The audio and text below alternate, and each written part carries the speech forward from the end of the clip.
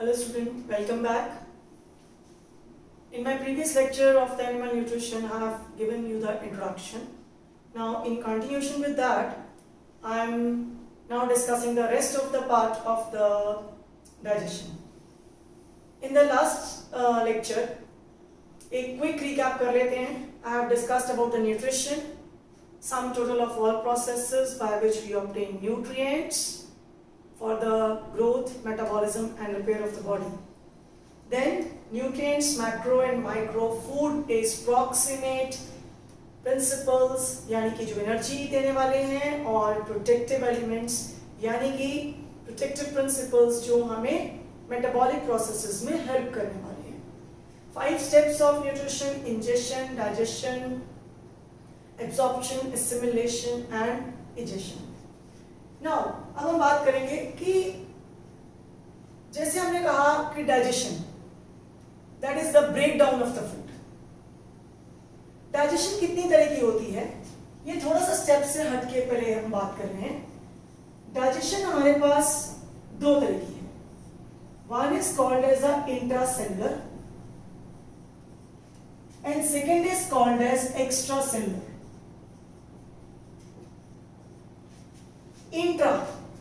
Intra मतलब within, cellular मतलब cell, यानी it takes place within the cell. For example unicellular organisms. Who are unicellular organisms यानी कि single cell organism, जैसे कि amoeba, paramecium etcetera. Now इस intracellular digestion जो हो रही है, जैसे कि मान लो ये अमीबा है, अगर इसके पास कोई फूड पार्टिकल आ रहा है तो इसकी सेल मेम्ब्रेन इन्वेजिनेट करके फूड पार्टिकल को अपने अंदर ले लेती है. This is what you call phagocytosis. Phago मतलब खाना, साइटोसिस मतलब सेल ने खाया. सो this is means of injection. Now इसके पास कुछ ऐसे ऑर्गेनेलीज हैं जिनके अंदर डाइजेस्टिव एंजाइम्स होते हैं, वो उसके साथ कंबाइन करके इस फूड को डाइजेस्ट कर रहा है. यानी इसने इंजेक्शन भी करी, इसने डाइजेशन भी करी. तो डाइजेशन भी हुआ, इंजेक्शन भी हुआ. अब जब डाइजेशन हो गया, क्योंकि ये यूनिसेलुलर ऑर्गेनिज्म है तो नेचुरली इसका जो फूड पार्टिकल है वो भी काफी छोटा है. इसने एब्जॉर्प्शन करी, एब्जॉर्प्शन भी हुई, और उसके बाद जो रेजिड्यू बच गया, जो लेफ्ट ओवर फूड पार्टिकल बच गया, वो इसकी मेम्ब्रेन के साथ कंबाइन करके उसने इसको बाहर फेंक दिया. यानी कि आपके पास इजेशन का प्रोसेस हुआ. तो कहने का मतलब ये था कि जो 5 स्टेप्स की मैं बात कर रही थी वो एक यूनिसेलुलर ऑर्गेनिज्म में भी है. ओके. नाउ अब आपने यहां पे देखा कि प्रोसेसेस तो वो सारे हो रहे हैं. यहां पे हम क्या कर सकते हैं, जो एक्स्ट्रा सेलुलर डाइजेशन है यानी कि आउटसाइड द सेल, सेल से बाहर जाके हो रही है, तो एक्स्ट्रा मींस आउटसाइड, सेलुलर मतलब cell, so it is taking place outside the cell. Now where is the outside the cell. हम अपनी एग्जांपल लेते हैं, जैसे कि सपोज करो ये हमारी गट की लाइनिंग, लेट्स से इस हमारा स्टमक का लाइनिंग है, तो स्टमक की लाइनिंग में सेल है. सेल ये आपका फूड पार्टिकल आया, सेल ने अपने एंजाइम्स इसके ऊपर पोर किए, डाले और इसको ब्रेक डाउन कर दिया. यानी कि ये हो गई मैकेनिकल डाइजेशन, आपकी केमिकल डाइजेशन. ना आपके स्टमक के अंदर कंट्रैक्शंस भी आ रही हैं और फूड पार्टिकल उससे भी ब्रेक हो रहे हैं, that is what you call mechanical digestion. तो कुल मिलाकर इंजेक्शन हमारे माउथ ने करी, डाइजेशन हमारे डिफरेंट ऑर्गन्स कर रहे हैं, और ये डाइजेशन सेल के अंदर नहीं, सेल के बाहर ह्यूमन में हो रही है. तो अब जितनी एब्जॉर्प्शन होनी है, जैसे कोई पर्टिकुलर ऑर्गन है, इंटेस्टाइन है, उसके सेल्स इसको एब्जॉर्ब करेंगे, और जो नहीं एब्जॉर्ब हुआ उसको बाहर इंजेक्शन कर देंगे. तो प्रोसेस तो सारे यहां पे भी हो रहे हैं. बट अगर आप इसका डिफरेंस देखें कि भाई अगर सेल अपने अंदर कर रहा था तो सेल को बाहर करने की क्या जरूरत थी. Actually here comes the difference. जब यूनिसेलुलरिटी आई तो एक ही सेल काम कर रहा था, लेकिन जब यूनिसेलुलरिटी से मल्टी सेलुलरिटी आई, यानी कि एक से ज्यादा सेल्स बन गए, तो हर सेल अपना अपना काम इस तरह से शायद नहीं कर पाता। दैट एफिशिएंसी जो हम डाइजेशन की चाह रहे थे वो नहीं होती थी, और लार्ज फूड पार्टिकल्स भी हम नहीं ले सकते थे। तो अगर हम दोनों को कंपेयर करें तो दोनों में क्या डिफरेंस रखता है? इंट्रासेलुलर का पहला डिफरेंस तो मैंने लिख दिया, within cell, and this is your outside the cell. So this is your outside the cell and this is your within the cell. Second is very small food particles can be taken.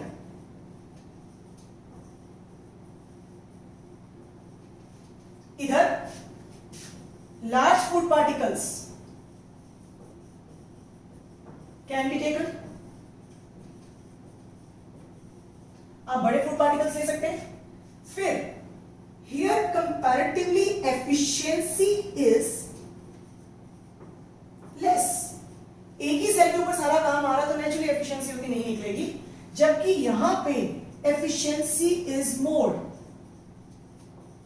And उसके पीछे एक बहुत बड़ा reason जो है वो ये है कि here you have division of labour of cells, और I can say this word as cellular differentiation. Cellular differentiation present. What do you mean by cellular differentiation present? Cellular differentiation का मतलब हुआ कि different cells आपके different काम कर रहे हैं।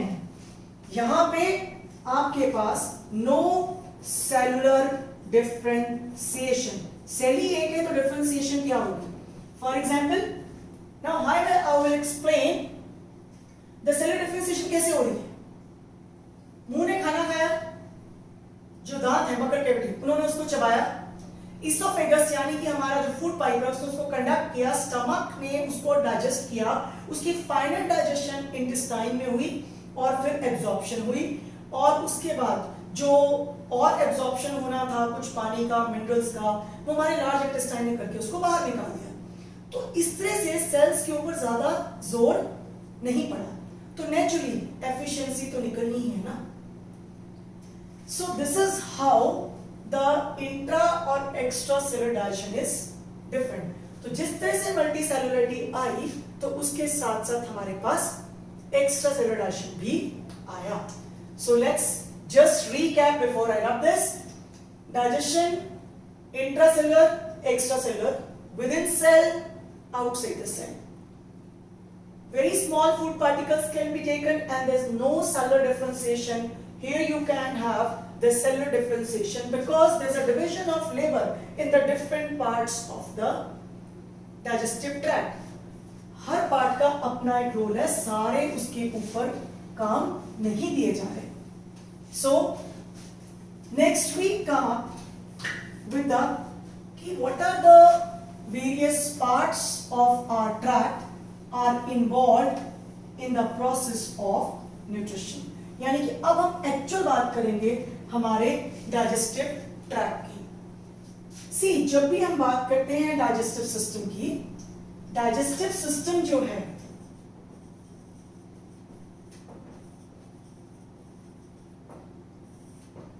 यानी कैसा सिस्टम जो हमारा इस पूरे प्रोसेस में हेल्प कर रहा है। डाइजेस्टिव सिस्टम के दो पार्ट्स होते हैं, one is called as the digestive tract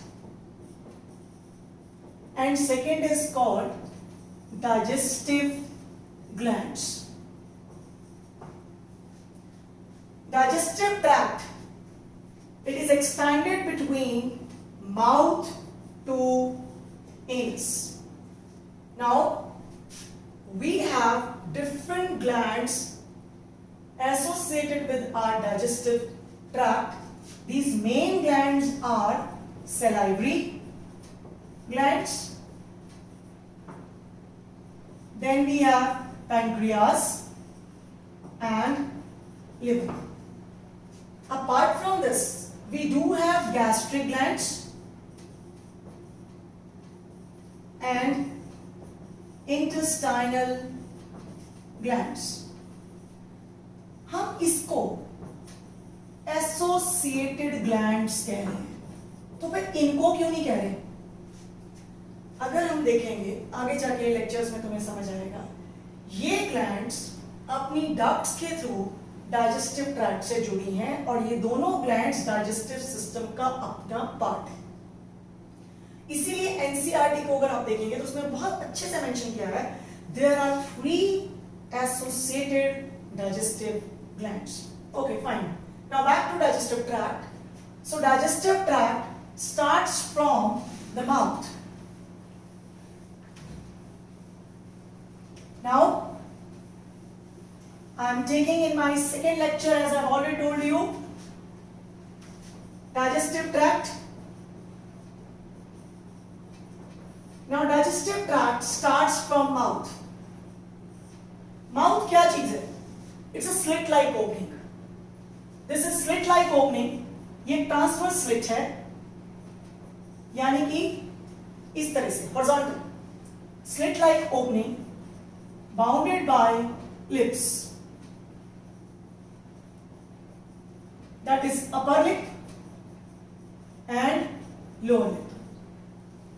Now mouth leads to oral cavity or buccal cavity.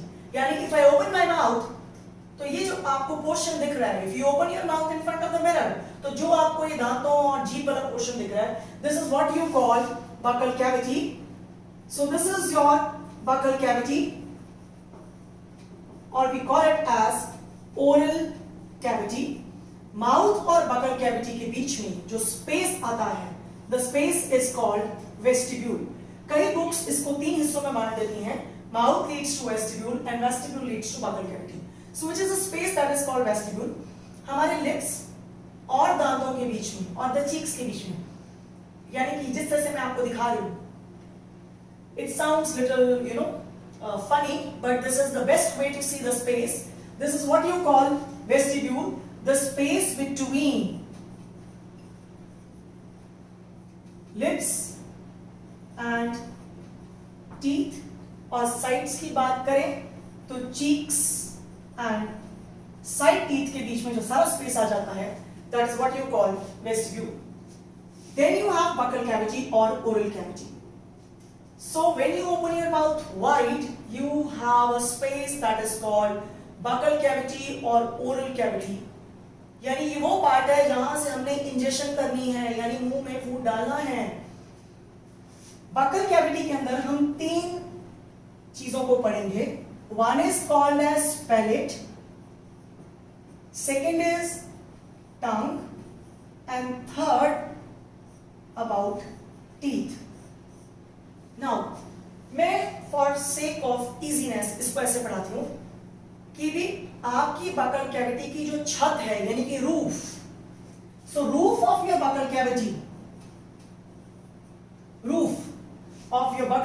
is formed by palate. This forms the roof of buccal cavity, यानी कि first part हम बात कर रहे हैं palate. It forms the roof of buccal cavity. हमारा जो palette है, अगर हम ऐसे अपने मुंह को खोलते हैं तो it has anterior hard palate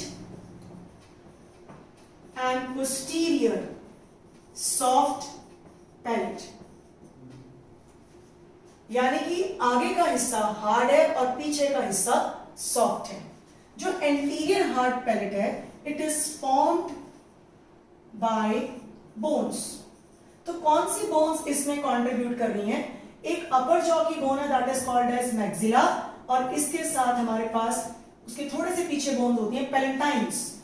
तो palatines and maxilla they form your anterior hard palate. इस पैलेट के एंटीरियर हिस्से में, मतलब अगर मैं इस तरह से आपको एक्सप्लेन करने की कोशिश करूं,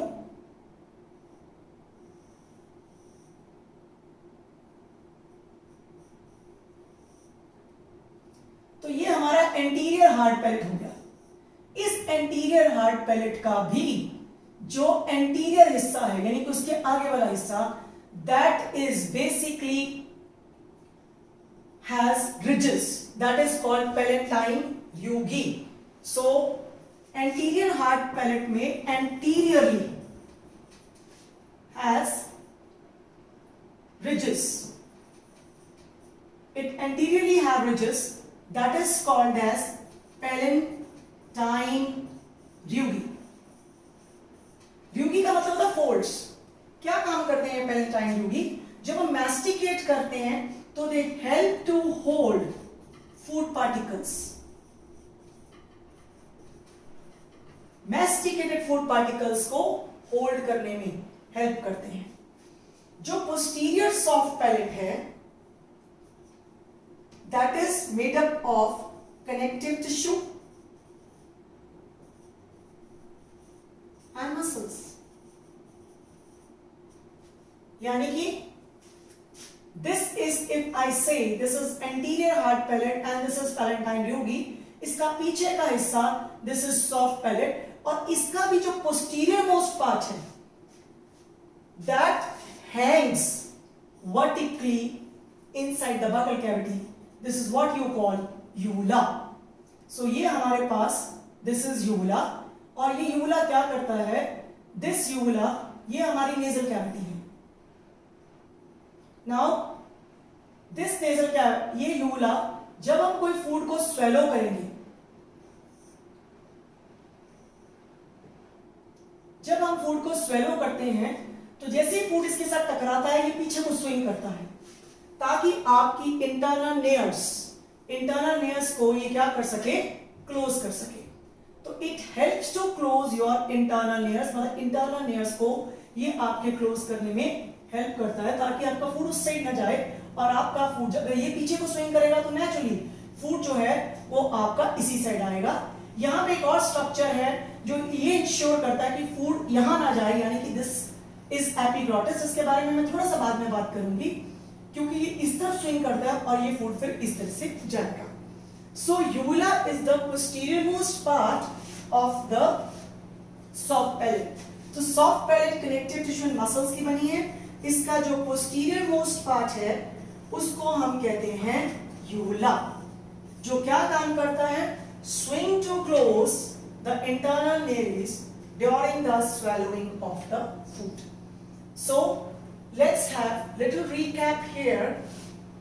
Mouth slit-like opening which is bounded by lips, upper and lower. Mouth leads to a space called vestibule which is further leading into buccal cavity. Buccal cavity के कुछ parts की हम बात कर रहे थे. That is what you call palate. Upper part that forms the roof of buccal cavity is palate, anterior hard palate and posterior soft palate. I would like to explain something here क्योंकि काफी हद तक बच्चों को ना symmetry नहीं समझ आती बॉडी की. एक रफली मैं आपको समझा रही हूं. जिस साइड हमारा सिर है, हेड है, वो पार्ट एंटीरियर. हम हेड के ऑपोजिट चल रहे हैं, नीचे जा रहे हैं, that is posterior. So anterior posterior. तो हमारा ट्रैक कहां जा रहा है? एंटीरियर से पोस्टीरियर की साइड पे जा रहा है. जिस साइड माउथ, वो साइड हमेशा ventral.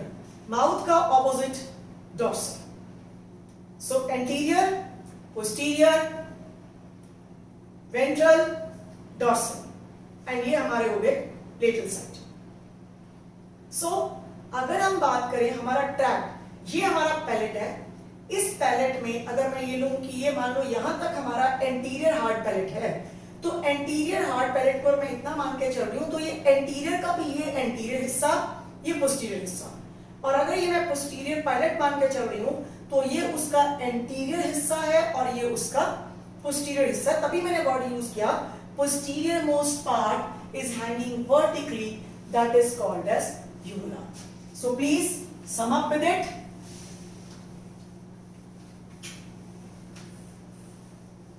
Now see, we have come with buccal cavity. Buccal cavity में मैंने डिस्कस करना शुरू किया. रूफ यानी कि पैलेट. पैलेट में मैंने आपसे डिस्कस किया anterior hard palette and posterior soft palate. posterior soft palate. Anterior hard palate में मैंने आपसे उसका बोनी पार्ट डिस्कस किया और मैंने यहां पे एक और चीज डिस्कस की, palatine tubing. Posterior soft palate में मैंने आपसे डिस्कस किया made up of connective tissue and muscles, and इसके साथ ही मैंने डिस्कस किया यूला. यूला क्या काम करता है? पोस्टीरियर मोस्ट पार्ट है, Hanks vertically, freely and vertically. What is the function? It swings to control internal nerves, यानी जो हमारे इंटरनल नॉस्ट्रल्स हैं ड्यूरिंग स्वेलोइंग. जब हम फूड को स्वेलो कर रहे हैं तो ये उनको क्लोज कर रहा है. नाउ